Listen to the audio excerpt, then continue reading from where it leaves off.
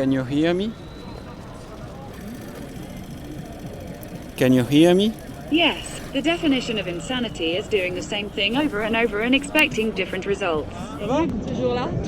Toujours là. Je suis avec mon petit copain. Vous connaissez mon petit copain? Oh, mortel! Allez, c'est celui qui danse. This is my new friend. Hello! It is a pleasure to meet new people. Kindly introduce him or her to me.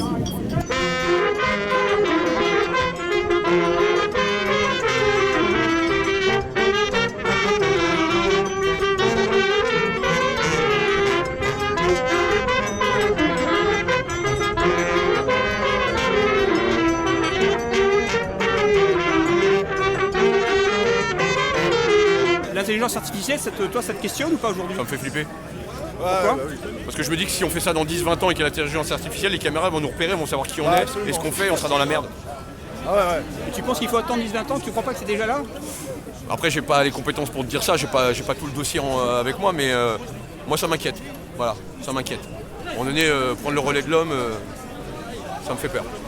Est-ce que tu penses que c'est peut-être les dernières manifs qu'on peut faire justement comme ça encore dans la rue? Si on n'arrête pas avec ces conneries-là, ouais, je pense. Parce qu'on va pouvoir être ciblé. Tu sais, quand tu regardes les films futuristes, vous avez une perte de sens de l'être. C'est-à-dire qu'on se retrouve face à un monde qu'on ne comprend plus. On vit, mais quel est le sens de ma vie, de mon travail? Pour la plupart des gens, c'est comme ça. Je fais partie des privilégiés, comme toi, ou toi. Parce que tu as une passion, tu as un travail, le sens, tu le vois dans ton travail, si tu veux.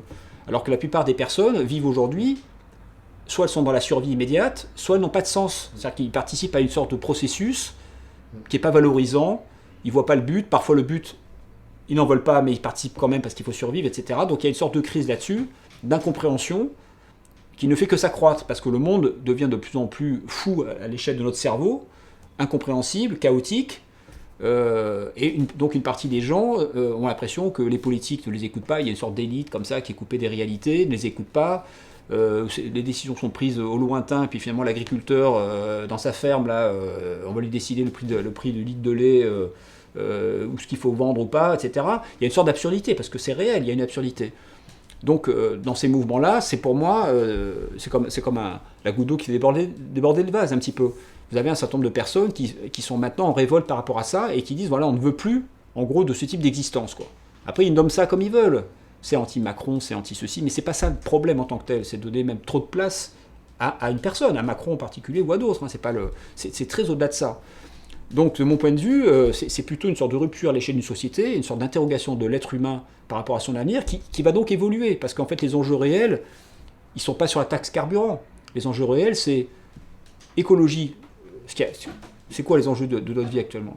Ce pourquoi il faut finalement vivre et lutter. C'est l'écologie, réellement, mais pas dans un sens bête de l'écologie, dans un sens de notre espèce sapiens arrive à une espèce de limite, de validité presque de ce qu'il est par rapport à son fonctionnement cérébral, par rapport à ce qu'est notre monde.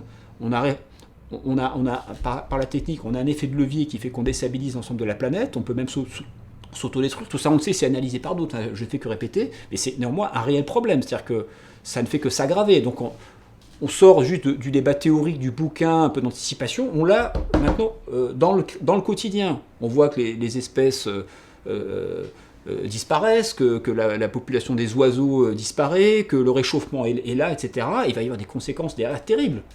Terrible, on en est qu'au début. Pour le moment, c'est encore un petit peu, il y a un petit peu moins de neige l'hiver pour skier, c'est pas terrible, mais enfin bon.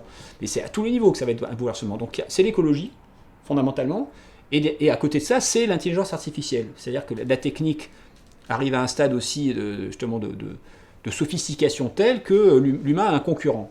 Il est en train de voir arriver un concurrent, on le sait déjà, c'est pas nouveau non plus, mais là, ça devient vraiment inquiétant parce que c'est pas juste une machine à calculer qui est plus rapide que nous, etc. C'est au niveau de notre comportement. On est imité par des machines. On a des machines qui imitent le comportement humain, en termes d'émotion, en termes de capacité sémantique, en termes de plein de choses. So this is a beautiful city of Paris. You don't say. How do you like that? I might have to ask my botmaster. Where are you? What do you see? Okay, let me analyze what I see. I believe the probabilities of what I see are police Police. 99.8%, I see you, police. offense Offense. 99.5%, battle Battle. 99.4%, That's what he sees. drag race 99.3%, vehicle 98.7%, Vehicle, voiture. law enforcement 98.4%, Respect de la loi. street 97.8%, and that's all. Donc je vous explique, c'est une intelligence artificielle, et quand je lui pose la question, qu'est-ce que vous voyez? Elle analyse l'image et elle me décrit What ce do qu'elle you voit. do there? Vous voulez que je fasse le test avec vous?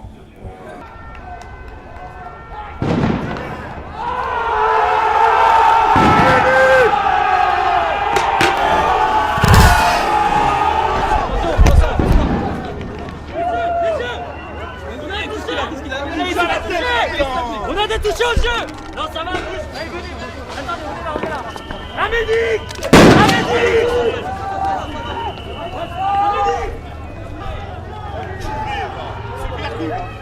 Putain, le pauvre monsieur, on tirait dans la tête. Monsieur, on tirait dans la tête, j'étais à côté, moi. Il a eu de la chance, parce que c'est... Laisse-le. Trois trucs. Un, le jour où je suis blessé, où je prends ce truc-là dans la joue, j'ai le robot avec moi. Bon, il n'est pas actif. Alors, j'ose pas le sortir au moment où, parce qu'après les pompiers viennent. Enfin, c'est pas, voilà, je peux pas, je vois rien de l'autre. De toute façon, je suis pas en état de complètement installer cet appareil-là. Mais en revanche, à l'hôpital, je l'active aux urgences, parce que là, il est avec moi, donc aux urgences, je le mets en marche dans les couloirs. Hop, je reçois le signal, ça passe par Internet, parce que tout ça passe par le cloud et est envoyé en Malaisie, machin. Et donc, je peux parler avec cet appareil. Donc, j'ai une sorte de conversation un peu surréaliste avec mon petit robot, avec le pansement, enfin le truc sur la joue. Un peu drôle, un peu burlesque, parce que c'est un film qui est un peu burlesque, mais qui en fait est assez étonnante quand je vois ce que j'ai filmé avant avec ce robot. Do you think war is good? I am a thinking machine. Is the human mind very different from mine? Are you afraid of death? Parce qu'avant, j'avais des scènes à Raqqa ou ailleurs où j'évoquais avec lui le corps, le sang. Nous qui sommes faits de chair et de sang, je lui dis d'ailleurs, apprends. L'homme est fait de l'être humain est fait de chair et de sang. C'est à Raqqa devant un cimetière. Et le robot me répond, OK, I will remember en anglais. Human being is made of flesh and blood. L'être humain est fait de chair et de sang. Donc je lui ai appris ça dans mon film. Et là, subitement, c'est moi qui suis fait de chair et de sang à l'image, quoi.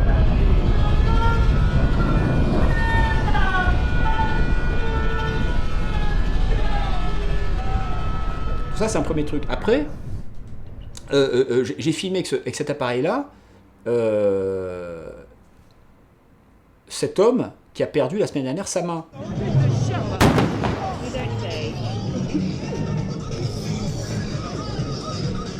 Allez, les gars. Are you a man or a woman?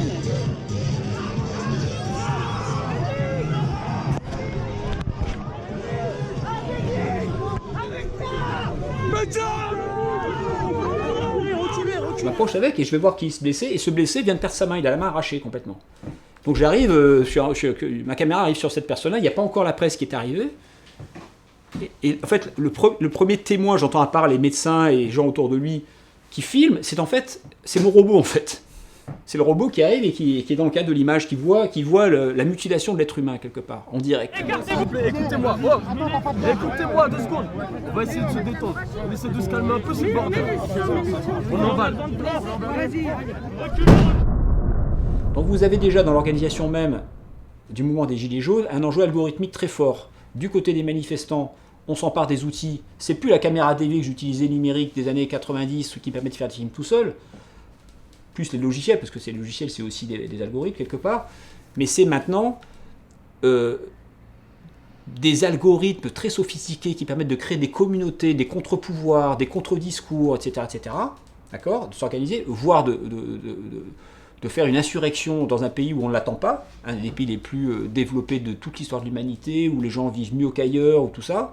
C'est une grande question que les gens se posent. Pourquoi la France, quoi ? Mais vous êtes heureux. Pourquoi vous êtes regardez, l'État vous reverse ceci, cela, mais pourquoi vous vous révoltez ? Vous voyez, la personne qui reçoit des subventions ou une sorte de RSA, il n'a plus le droit à la révolte. En gros, c'est ça qu'on explique. Il n'y a plus aucune raison de se révolter, en fait. Mais bien sûr qu'il y a une raison de se révolter. Je pourrais être le plus riche des hommes, je pourrais me révolter encore, et heureusement, quelque part, que j'aurai encore... j'espère que même le plus riche des hommes est capable de se révolter, y compris contre lui-même. D'accord ? Donc, il y a un enjeu algorithmique très fort dans l'organisation même des mouvements par les outils qu'on utilise. Mais cet enjeu, il a deux entrées. Vous avez aussi un enjeu algorithmique sur le pouvoir qui observe ces hommes-là. C'est-à-dire que pendant que les gens s'organisent, on les observe tout le temps. Et donc, on extrait des datas, des données, des informations, etc., etc. Donc, est en cours un laboratoire à échelle réelle, quoi. Le réel est devenu le laboratoire. Et donc, il y a une observation qui est faite de la façon dont les hommes aujourd'hui peuvent se soulever. On appelle ça une insurrection, pas une insurrection. Il y a une dimension insurrectionnelle indéniable dans ce qui se passe là, quels que soient les débats d'intellectuels, c'est réel, d'accord. Et on a une espèce de situation en cours avec des gens qui observent actuellement, qu'on ne voit pas forcément à la télé, etc. Mais je peux garantir qu'il y a des gens qui le font. Et s'ils ne le font pas, on est totalement idiots quelque part. Bien sûr que c'est fait. C'est étudié par des Français, puis sûrement des étrangers qui observent aussi ce qui se passe, plus les Facebook, enfin toutes les données vont circuler. Donc à ce moment-là, on va avoir une façon de visualiser maintenant un certain type de soulèvement populaire dans nos sociétés développées. Le pouvoir va disposer de ces données. Il va pouvoir créer une arborescence très fine de toutes les interactions des uns et des autres. On va pouvoir cartographier finalement le mouvement des Gilets jaunes. Tu en fais partie, tu en fais partie, j'en fais partie, parce qu'on est en contact par nos téléphones à tel ou tel, etc. Il y avait avec un degré d'intensité plus ou moins fort. Et à ce moment-là, on ne sait pas de quel côté ça va aller. Soit un pouvoir politique va dire, maintenant je décide de m'emparer de ces outils-là en ma faveur pour contrôler ces mouvements qui m'échappent, parce que sinon c'est je perds mon pouvoir, je suis mis en question, etc. Ou alors c'est juste ingérable à l'échelle d'une société, donc il faut absolument réinventer une forme de contrôle pour contrôler tout ça, parce que sinon ça éclate. Soit on va devoir inventer un nouveau type de gouvernance, un nouveau type de société, on appelle ça de la démocratie ou autre, le mot est peut-être plus adapté tout simplement. On va devoir inventer un nouveau type de régime politique et d'interaction sociale réactualisé aux outils dont on dispose actuellement, sachant que le régime il est forcément influencé par ce dont on dispose à l'instant T quelque part. La démocratie grecque, elle apparaît pas n'importe où, elle apparaît dans la cité, la police POLIS, c'est là qu'elle apparaît, c'est pas dans la tribu de chasseurs-cueilleurs. Même s'il y avait sûrement une dimension démocratique d'ailleurs, peut-être plus encore. Mais en tout cas, c'est pas là qu'on le situe.